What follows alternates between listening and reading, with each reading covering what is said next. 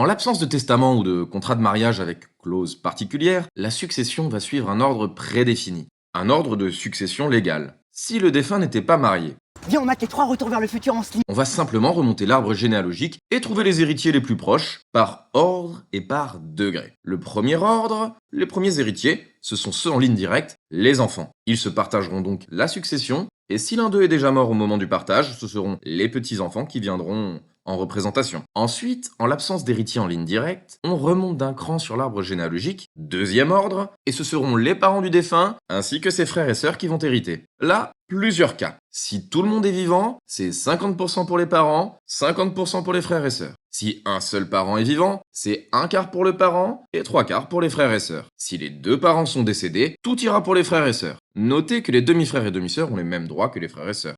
À partir de là, représentation, et encore une fois, les enfants des frères et sœurs peuvent venir en lieu et place de leurs parents, si ceux-ci sont déjà passés de l'autre côté. En l'absence de frères et sœurs, tout ira aux parents. À défaut de frères et sœurs et de parents, ou de représentants de ces branches, on ira chercher les ascendants dits ordinaires, troisième ordre. D'abord les grands-parents, en séparant la succession en deux. Une moitié pour le côté maternel, une moitié pour le côté paternel. Puis les arrière-grands-parents. À partir de ce moment-là, l'existence d'une personne dans un ordre évince toutes les autres des ordres suivants. Dans un ordre, on prend ensuite le degré le plus proche, qui évince tous les autres. Comme vous pouvez le voir, le schéma est plutôt simple. Ensuite, on ira chercher l'ordre suivant. Les collatéraux ordinaires. Donc les oncles, les tantes, puis à défaut les cousins germains, les grands-oncles, les grandes-tantes. On peut remonter loin comme ça en généalogie, mais en matière de succession, au-delà du 6e degré, c'est l'État qui hérite. Quand on a plusieurs héritiers du même ordre et du même degré, ils se partagent la succession. Et s'il n'y a plus d'héritiers dans une branche, paternelle ou maternelle,